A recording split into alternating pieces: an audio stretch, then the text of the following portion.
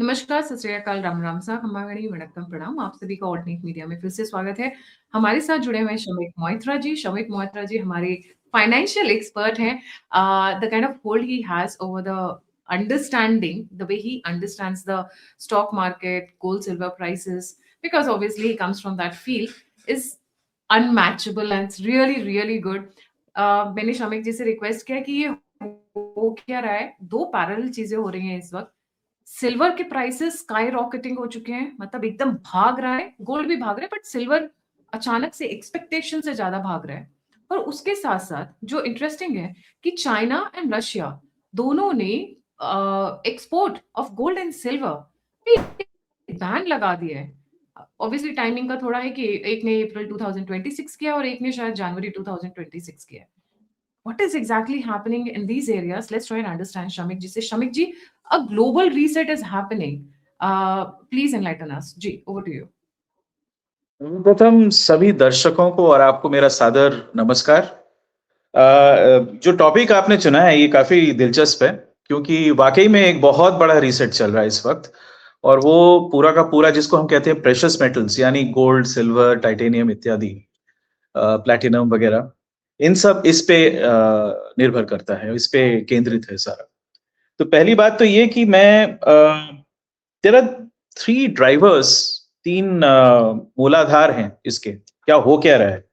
Number 1 तो एक जो मैं पिछले कुछ पॉडकास्ट में भी मैं कह चुका हूं कि एक रीसेट चल रहा है between US led economic order, जो युक्त राष्ट्र का जो ये आर्थिक व्यवस्था है वो एक तरफ, दूसरी तरफ ब्रिक्स, और ब्रिक्स प्लस प्लस हो गया। अब ये ब्रिक्स नहीं रहा है। Leaders obviously Russia, India, China हैं, लेकिन इसके साथ आप देखें कि गल्फ के कंट्रीज भी नेपथ्य में, बैकग्राउंड में कुछ कुछ करे जा रहे हैं, और ग्लोबल साउथ के कई बड़े बड़े देश हैं जो इसमें वो भी शामिल हैं। और अभी मतलब मैं आश्चर्य तो है नहीं, मुझे तो लगता था ऐसा ही होना था। जर्मनी और फ्रांस भी इसी दिशा में बढ़ रहे हैं, और वो दोनों तरफ खेल रहे हैं थोड़ा सा। मतलब थोड़ा सा झुकाव इस तरफ आरआईसी की तरफ भी है, और थोड़ा झुकाव जो उनका नेचुरल एलिजियंस है यूएस के प्रति, वो भी चल रहा है। ठीक है, तो ये करेंसी रीसेट क्या है कि मैंने शायद पिछले पॉडकास्ट में बताया था कि यूएस का डेट इतना हाई हो चुका है, और बाकी जो वेस्टर्न कंट्रीज उनका भी डेट इतना हाई हो चुका है कि वो सस्टेनेबल नहीं रहा है। तो वो मार्ग खोज रहे हैं कि भाई हमारा जो अभी करेंसी है उसको कैसे थोड़ा उसका वैल्यू कम किया जाए और डेट को रिप्लेस कर दिया जाए, और डेट सस्ता हो जाए उनके लिए। ठीक है ना, तो ये एक उनका ड्राइवर है। और दूसरी तरफ ब्रिक्स का प्रॉब्लम ये है कि जैसे अभी यूक्रेन का युद्ध हुआ, उसके बाद क्या हुआ कि रशिया के $300 billion in dollar assets frozen, freeze कर दिया, पैसे ले लिए उनसे। अब अगर आप ऐसा करोगे तो ये एक मतलब पैनिक और एक शंका का विषय बन जाता है। कोई अब डॉलर पे भरोसा कैसे करे। मान लीजिए हमारा देश इस वक्त कोई 260 या 270 बिलियन डॉलर है अपने पास, और बाकी वगैरह गोल्ड है, दूसरे करेंसीज हैं, ये सब है। ठीक है, और dollar assets typically US treasury में होता है, यानी यूएस सरकार जो बॉन्ड इश्यू करती है, सरकारी बॉन्ड्स, उसमें होता है। तो ब्रिक्स के देश जो है वो शंकित हैं, उनको अपना कुछ एक करेंसी तय करना है, और उधर यूएस वाले जो हैं वो अपना करेंसी रिप्लेस करके एक डिजिटल डॉलर और डिजिटल कुछ करेंसीज लाना चाहते हैं, which will be asset backed. तो ये एक पूरा पर्सपेक्टिव है। अब इसमें 2 चीजें और आ रही हैं। ठीक है, पहला ये है कि अब तक क्या हो रहा था कि इन्फ्लेशन जो है, इन्फ्लेशन हाई था यूएस में भी और बाकी वेस्टर्न कंट्रीज में भी। तो वो क्या कर रहे थे कि जिसको हम कहते हैं मॉनेटरी पॉलिसी, यानी कि इंटरेस्ट रेट जो है उसको वो ऊपर बढ़ा रहे थे। तो इंटरेस्ट रेट जब ऊपर बढ़ता है तो इन्फ्लेशन उससे कम होता है, क्योंकि मनी सप्लाई कम हो जाता है, पैसा महंगा हो जाता है, तो इन्फ्लेशन कम हो जाता है। ठीक है, तो वो कर रहे थे। लेकिन अभी जो पॉलिसी इंडिकेशंस आ रहे हैं, जैसे अभी स्कॉट बेसेंट जो यूएस के ट्रेजरी सेक्रेटरी, उन्होंने दिया हाल ही में, और बाकी जो डिक्लेरेशंस भी आ रहे हैं इनकी तरफ से, यूएस गवर्नमेंट की तरफ से और फेडरल रिजर्व की तरफ से, इंटरेस्ट रेट्स ये जो टाइटनिंग का साइकिल था ना, इंटरेस्ट रेट ऊपर चढ़ रहा था, वो अब खत्म हो रहा है। इसके बाद इंटरेस्ट रेट्स नीचे जाएंगे, सॉफ्टन करेंगी। इसका डायरेक्ट हमको एविडेंस मिलता है जिसको हम कहते हैं यील्ड कर्व, यानी कि आप एक ड्यूरेशन मान लीजिए 10 साल में कितना कमाओगे बाय होल्डिंग बॉन्ड्स, वो होता है यील्ड। तो यील्ड जो है आगे की तरफ, मतलब जैसे जैसे आप 10 साल की तरफ जा रहे हो, तो आपका अगर इनकम कम होता जा रहा है तो इसका मतलब यील्ड कम हो रहा है। और अगर जितना पास है हमारे अभी के वक्त के समीप, वो अगर इंटरेस्ट हाई है तो उसको बोलते हैं short term interest rates are higher और लॉन्ग टर्म्स आर लो, तो यील्ड कर्व जो है नीचे की तरफ जा रहा है। तो वो ऑलरेडी एंटिसिपेटेड है। और यूएस सरकार, उन्होंने क्या किया था अभी रिसेंटली, हाल ही में उन्होंने they tried to sell $3 trillion worth of US treasuries. क्यों चाहिए उनको ये? जैसे मैंने पिछले पॉडकास्ट में भी कहा था, उनके पास इनफ अर्निंग्स नहीं है उनका जो डेट है उसको सर्विस करने के लिए। तो वो लोग ऐसे ही ट्रेजरी बॉन्ड्स इशू करके मार्केट से पैसा उठा लेते हैं और उससे वो सर्विस करते हैं। यानी पैसा लेके, इंटरेस्ट में पैसा लेके इंटरेस्ट को सर्विस करते हैं। तो क्या है कि आज तक इसमें कोई दिक्कत नहीं आई थी। जैसे चाइना में, चाइना के पास बहुत ज्यादा, please have patience on this, China के पास बहुत ज्यादा सरप्लस है, ट्रेड सरप्लस है, जापान के पास भी है। तो उसको कैसे वो उसको करते थे कन्वर्ट, कि यूएस ट्रेजरीज खरीद लेते थे। तो ये सिस्टम चल रहा था। पर अब क्या है, उन्होंने डंपिंग स्टार्ट कर दिया है। जितने भी बड़े सेंट्रल बैंक्स हैं वर्ल्ड वाइड, यूएस को छोड़ के, वो कोई भी अब यूएस ट्रेजरी खरीद नहीं रहा है। तो अगर वो नहीं खरीदेंगे तो क्या होगा? सरकार को ही खरीदना पड़ेगा। उन्होंने इशू तो कर दिया, अब क्या करेंगे, उसका वापस खींचना पड़ेगा। तो जैसे जैसे उनका वो अपना बॉन्ड्स वो खरीदते जाएंगे तो यूएस डॉलर का वैल्यू कम होता है। तो यूएस डॉलर का जो वैल्यू है वो सॉफ्टन करेगा गोइंग फॉरवर्ड। ये इंडिया के कॉन्टेक्स्ट में करेक्ट नहीं है, इंडिया के कुछ और ड्राइवर्स हैं जिसपे मैं नहीं जाऊंगा अभी, लेकिन ग्लोबली ये हो रहा है। ठीक है, यूएस डॉलर का वैल्यू श्रिंक होता दिखाई दे रहा है और जो इंटरेस्ट रेट है वो भी आगे की तरफ इंटरेस्ट रेट कम होता दिखाई दे रहा है। ठीक है, ये दूसरा चीज है।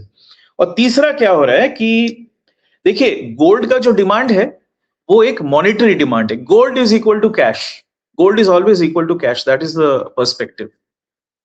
तो गोल्ड का डिमांड जो है वो मोर और लेस रहता है, और उसके लिए मतलब उसका कोई इंडस्ट्री के साथ कोई कनेक्शन नहीं है। लेकिन सिल्वर जो होता है, जो एक नया आइटम लोगों का ध्यान उसकी तरफ आकर्षित होने लगा है फिर से, सिल्वर का डिमांड इंडस्ट्रियल है।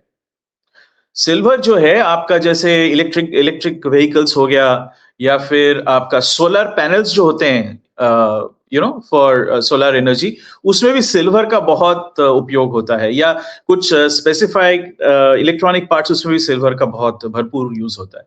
तो सिल्वर का एक बहुत बड़ा इंडस्ट्रियल डिमांड है। गोल्ड के साथ उसको कंपेयर अगर करें तो सिल्वर का डिमांड, मतलब सिल्वर का प्राइस जो है अपेक्षित कम दिखता है। ठीक है, लेकिन अभी क्या है कि गोल्ड का प्राइस जो है बहुत जल्दी बढ़ा, पिछले साल बहुत फास्ट उसका ग्रोथ हुआ। उसके बाद एक पॉइंट पे जाके मोरलेस वो वहीं पे रुका हुआ है, $4,200 $4,300 पर आउंस। सिल्वर का प्राइस जो है वो $100 ब्रीच करने वाला है। इंडियन रुपी में कहें तो 2,04,000 रुपए किलो, तो मैंने खुद देखा था कल या परसों, ऑलरेडी क्रॉस कर चुका है। ठीक है, तो ये मैसिव एक डिमांड सर्ज हुआ है उसका, क्योंकि दो चीजें हो रही हैं। एक, इंडस्ट्रियल डिमांड बहुत बढ़ गया है। और आपने जो कहा कि रशिया और चाइना जो बहुत बड़े प्रोड्यूसर्स हैं सिल्वर के, उन्होंने एक्सपोर्ट बंद कर दिया है। इधर डिमांड तो कम नहीं हो रहा है, इलेक्ट्रिक व्हीकल्स भी बननी है, सोलर पैनल्स भी लगेंगे, क्योंकि सबके अपने एनर्जी, क्लीन एनर्जी गोल्स भी हैं। तो डिमांड बहुत हाई है, लेकिन सप्लाई जो है उस पर स्क्वीज आया हुआ है। अच्छा, अब देखें कि ये भी समझ लें कि स्क्वीज क्यों कर रहे हैं चाइना और रशिया। वो इसलिए क्योंकि एक बहुत बड़ा चेंज आ रहा है कि ये लोग क्या कह रहे थे कि भाई हम अब नया करेंसी निकालेंगे, उसमें गोल्ड का बैकिंग रहेगा, दूसरे एसेट्स का भी बैकिंग रहेगा। अब वो कह रहे हैं कि सिल्वर का भी बैकिंग रहेगा। Silver will be deemed as one of the precious metals to back the new currency. ठीक है, तो अगर उनको उस करेंसी को सशक्त बनाना है तो उसका जो अंडरलाइंग एसेट है, यानी कि गोल्ड या सिल्वर, उसका जितना भी मार्केट से खींच लो उतना उसका प्राइस बढ़ेगा और उनका करेंसी का वैल्यू बढ़ेगा। ठीक है, ये एक थिंकिंग है उनका, इसलिए उन्होंने रोक दिया है। It's also related to industrial production. दुनिया का 60% of manufactured goods is now produced in China. ठीक है, एंड प्रोडक्ट जो है, not all the goods but end product. तो उसमें ऑब्वियसली सिल्वर एक बहुत बड़ा कंपोनेंट है। तो China will want to preserve its, उनका जो वर्चस्व है उसको प्रिजर्व करना है, तो वो भी एक कारण है। तो ये सारे जो कारण है ना, कि करेंसी रीसेट हो रहा है, फिर इंटरेस्ट रेट जो है यूएस का आगे की दिशा में कम होता दिखाई दे रहा है, तो यूएस डॉलर वीक हो रहा है। और ये जो इंडस्ट्रियल डिमांड बढ़ा है, ये कारण है। और एक और कारण है इसमें, ये जो एक्सचेंज ट्रेडेड फंड्स होते हैं कुछ ETFs, gold and silver backed, वो मतलब एकदम एक्सप्लोशन हो गया उसका। क्यों हो रहा है वो एक्सप्लोशन, वो मैं समझाता हूं। इन्वेस्टमेंट मैनेजमेंट हम बोलते हैं risk on risk of. Risk on risk of का मतलब क्या है कि जब आप देखते हो कि इकोनॉमी की दिशा जो है वो बहुत आगे उछाल मारेगी, ठीक है, ग्रोथ बहुत सॉलिड होगा उसका, तो रिस्क आप लेते हो, कोई प्रॉब्लम नहीं है ना, क्योंकि इकोनॉमी तो बहुत बढ़िया चलेगा, तो आप रिस्क लो, आप वो ग्रोथ के साथ उसको वो करोगे, आप गेन करोगे। लेकिन अगर आपको लगे कि इकोनॉमी जो है वो वीकन कर रहा है, वो सॉफन कर रहा है, तो क्या होगा, आपको रिस्क ऑफ करना पड़ेगा। You have to reduce risk, which means जो भी चीज आपको रिस्की लगे आप उससे हटके सेफ्टी की दिशा में जाए। प्रेशियस मेटल जो है उसको मतलब सदियों से हमारे मतलब उसको बोले हमारे दिमाग में घुसा हुआ है कि वो सेफ्टी है, तो उसकी तरफ वो लोग भाग रहे हैं। Therefore, what is happening is everybody can't afford to go to a shop and buy gold. So exchange traded funds, जो मैं ग्लोबली बोल रहा हूँ, इंडिया की बात नहीं हो रही अभी, ग्लोबली एक्सचेंज ट्रेडेड फंड्स बहुत बढ़ रहा है। और exchange traded funds place physical order for gold, they place physical order for silver. तो उसके वजह से भी डिमांड जो है, ये जो 2025 का साल गया है बहुत बड़ा है, massive increase is almost, I believe the number I have is 23% according to macro trends, 23% increase in demand from ETFs. ठीक है, तो ये सारे जो ट्रेंड है उससे क्या हो रहा है कि गोल्ड एंड पर्टिकुलरली सिल्वर, जो आज तक ज्यादातर सिल्वर पे उतना वो फोकस नहीं था, पर्टिकुलरली सिल्वर का जो डिमांड है वो मतलब हद से ज्यादा बढ़ गया है।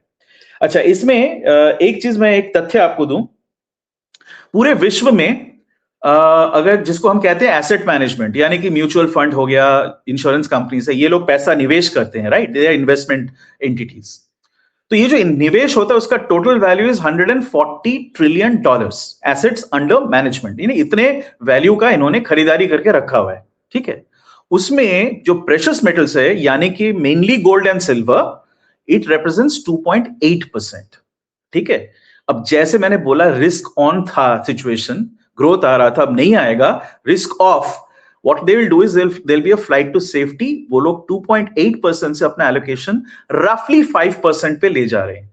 I mean, if you just track their observations of mutual fund managers and other such people, you will see that they want to increase their allocation of things like gold, silver, etc.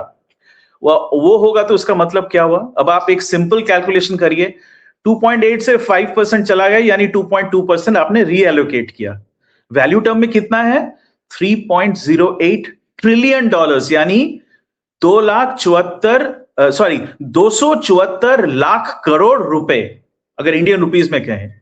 ये सारा जो पैसा है वो gold और silver के पीछे भागेगा, तो उसका नतीजा क्या होगा, जो मैंने आई थिंक 2 पॉडकास्ट पहले भी कहा था, उसका नतीजा कि गोल्ड का प्राइस एकदम सरपट भागेगा, 4, 5, 6 गुना बढ़ सकता है। और सिल्वर का प्राइस, जो अब तक सिल्वर फोकस में नहीं था, बट चूंकि अभी फ्लाइट टू सेफ्टी हो रहा है, सिल्वर भी फोकस में आ गया है एज अनदर ऑल्टरनेटिव एसेट, उसके पीछे भी भागेगा। तो वो एकदम बहुत बड़ा छलांग उसने मारा है। ठीक है, तो ये अगर आप और एक बहुत इंपॉर्टेंट तथ्य मैं देना भूल गया, जितने भी सारे सेंट्रल बैंक्स है ना, ये जो बड़े बड़े देश हैं, इकोनॉमीज हैं, वो सब बोल रहे हैं कि गोल्ड बैक्ड तो होगा ही, और सिल्वर बैकिंग भी देंगे उसको, जो नया करेंसी हम लोग इशू करने वाले हैं, डिजिटल करेंसीज वगैरह, उसमें हम सिर्फ करेंसी नहीं, गोल्ड लोन होता था एक, वो सारे हर देश में होता है गोल्ड लोन, सिल्वर लोन्स आएंगे and silver backed government treasuries भी इशू किए जाएंगे। आरबीआई ने, यस, आरबीआई फॉर एग्जांपल, एक सिंपल एग्जांपल है, April 1, 2026 से आप सिर्फ गोल्ड लोन नहीं, आप सिल्वर लोन भी ले सकते हो। Silver will be deemed as a mortgageable asset, ये आज तक नहीं था, तो ये एक बहुत बड़ा चेंज आ गया है। तो ये सारे जो चेंजेस हैं, तो सिल्वर का डिमांड बढ़ा रहा है उसको, मतलब गोल्ड से भी ज्यादा सिल्वर का डिमांड इस वक्त बढ़ रहा है उसमें। गोल्ड का डिमांड तो रहेगा, बहुत स्ट्रांग रहेगा। तो कमोडिटी, 1 किलो आप 2 लाख में, बिल्कुल, वो प्लेंटीफुली अवेलेबल है। ठीक है, वो मतलब गोल्ड से कहीं ज्यादा सिल्वर तो मतलब मिलता ही है विश्व में, उसका माइनिंग भी बहुत अच्छी तरीके से होता है, प्रोसेसिंग भी होता है, तो silver is something which is available. हाँ, शॉर्ट टर्म में ये स्क्वीज रहेगा, जब तक ये RIC वगैरह अपना करेंसी ना लॉन्च कर दें या कुछ कोई मतलब एक टोकेनाइज एसेट ना लॉन्च कर दें, तो वो सिल्वर को जैसे वो चाइना और रशिया अपना एक्सपोर्ट बैन करेगी, जैसे उसका प्राइस और चढ़े, प्राइस को चढ़ाना है, ये उसका कारण है, ठीक है ना?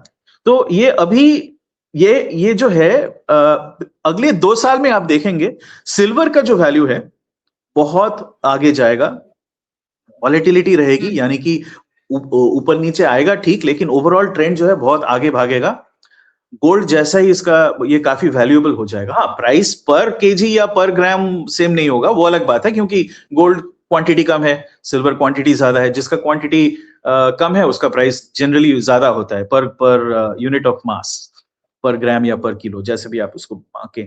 तो गोल्ड जैसे मैंने पहले कहा था 4 to 5 times in the next 4 to 5 years. Silver in the next 2 years, you will see that kind of a trend, 4 to 5 times. Silver will really make a massive comeback.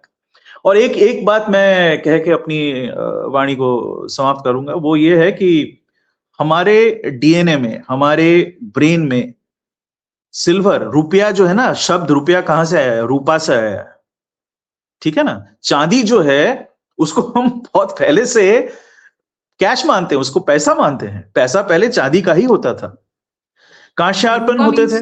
और जी, रूपा इज चांदी, सोना is obviously gold, स्वर्ण। हाँ, रूपक और रौप्य और स्वर्ण, ये दो हैं संस्कृत में। रुपया मींस चांदी है, ये तो पहले ध्यान नहीं दिया। बिल्कुल, ये जो शब्द है रुपया, वो कहां से है? रूपा से आया। रूपा का अर्थ है चांदी, चांदी से है। वो चांदी के सिक्के होते थे ना पहले, चांदी के ही सिक्के होते थे, और चांदी ही चलता था। आप चाइना में भी जाएं, they had something called talents. उनका चाइनीज शब्द मुझे पता नहीं है, तो वो टैलेंट एक मेजर है, it's a certain weight. Talents of silver होता था, not gold, silver. Gold was ornamental, gold के कॉइन्स बहुत कम होते थे, सिल्वर के ही ज्यादातर कॉइन्स होते थे। तो silver was always considered as a medium of exchange and a decent store of value. तो ये हमें याद रखना चाहिए। तो ये हमारे लिए मतलब इंस्टिंक्टिवली, एकदम इंट्यूटिवली ये अपील करता है। अच्छा, एक चीज मैं कहना भूल गया। लोग कहते हैं कि सोने का भाव बढ़ रहा है, सिल्वर का भाव बढ़ रहा है, तो इंडिया में लोग क्यों खरीद रहे हैं? अगर भाव ऊंचा है तो नहीं खरीदना चाहिए ना, नीचे खरीदना चाहिए। पर ऐसा नहीं है, क्योंकि यहाँ पे 2 ड्राइवर्स और हैं। नंबर 1, सेंटिमेंटल ड्राइवर ये है कि सोना जो है या चांदी जो है हमारे लिए सिर्फ एक मूल्यवान वस्तु नहीं है, उसके साथ कई भावनाएं जुड़ी हुई हैं, ठीक है? दूसरी बात ये है, लोग जो शादी होती है साउथ में तो किलो के हिसाब से गिना जाता है कि भाई लड़की को बिल्कुल से उसकी रिस्पेक्ट बढ़ जाती है ससुराल में। सो कोई भी शादी हो बिना चांदी और सिल्वर के तो हो ही नहीं सकती है। नहीं हो सकता है। बच्चे को आप चांदी की थाली में खाना देते हो ना, छोटे बच्चे को क्यों देते हो? ग्लास में चांदी की, हाँ, उसको अच्छा माना जाता है। और मिठाई में आपने नोटिस किया होगा, चांदी का एक तवक लगाया जाता है, एक लेयर होता है ना मिठाई में, चांदी, वो एक्चुअली चांदी का फॉयल होता है, isn't it? तो ये जो सारी चीजें हैं ना, तो एक सेंटिमेंटल वैल्यू है। और दूसरा है कि फियर ऑफ मिसिंग आउट, वो इंडिया में बहुत स्ट्रांग है। हमने देखा है कि कोई भी कमोडिटी का अगर प्राइस बढ़ रहा हो ना, लोग उसमें ज्यादा पाइल इन करते हैं। ये नहीं है कि वो डर जाते हैं कि अरे बाप रे इतना प्राइस हो गया तो नहीं खरीदेंगे। हाँ, अगर आपके पास कंस्ट्रेंट है, पैसे नहीं है, वो अलग बात है। लेकिन अगर पैसे हैं और कोई कमोडिटी का वैल्यू बढ़ रहा है, लोग उसको एकदम खरीदते हैं, जैसे यूपी में कहते हैं धड़ल्ले से खरीदते हैं। तो ये एक दूसरा विचार है। तो आप लोग घबराएं नहीं। अच्छा, मैं जो भी कह रहा हूं, पिछले पॉडकास्ट में भी कह चुका हूं और अब भी कह रहा हूं, जो भी मैंने कहा है ये एडवाइस नहीं है, ये मेरे विचार हैं। अगर किसी को वाकई में इन्वेस्ट करना है, मैं तो हमेशा कहूंगा आप अपने सीए से संपर्क करें, उनका एडवाइस लें, ठीक है? या जो भी वेल्थ मैनेजर है जिसको ट्रस्ट करते हो। ये मैं किसी को निवेश करने के लिए नहीं कह रहा हूं, ये कहना बहुत जरूरी है, बहुत आवश्यक है, क्योंकि ये इकोनॉमिक सब्जेक्ट है, इसलिए मैं ये कहूंगा। ये मेरे विचार मात्र है। आपने इंटरेस्ट रेट की बात की। अच्छा, चाइना और रशिया ने, बिफोर आई कम टू, दोनों पे एक्सपोर्ट बैन लगाया है या सिर्फ सिल्वर पे ही लगाया है या गोल्ड पे भी? No, they have done it for gold as well, I believe. They are not exporting gold anymore, Russia particularly. अब मोदी जी ने पुतिन साहब के साथ, हाँ, मोदी जी ने पुतिन साहब के साथ क्या बात की है वो मुझे पता नहीं है, लेकिन मेरे ख्याल से ये एक सोची समझी चाल है। ये एक पॉलिसी लेवल डिसीजन है। I think it's been jointly taken and clearly BRICS में अगर कोई ड्राइवर्स हैं तो रशिया, इंडिया, चाइना ही, और कोई नहीं है। मतलब दूसरे लोगों को भी कंसल्ट किया जाता है, लेकिन मेन जो निर्देश है, जो डायरेक्शन है, जो दिशा है, वो यही तीन देश तय करते हैं।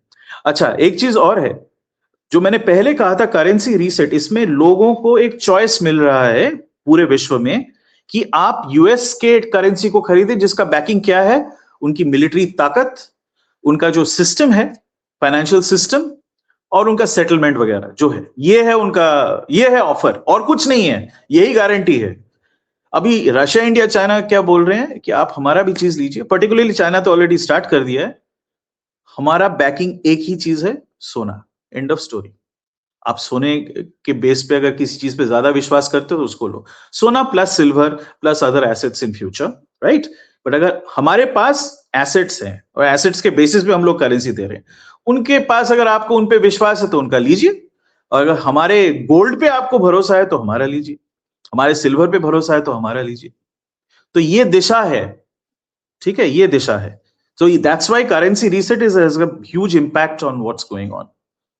And this currency reset is directly de-dollarization basically, इसीलिए दोनों तीनों देश, Russia, India, China, direction gold भर भर के खरीद रहे एकदम हैं।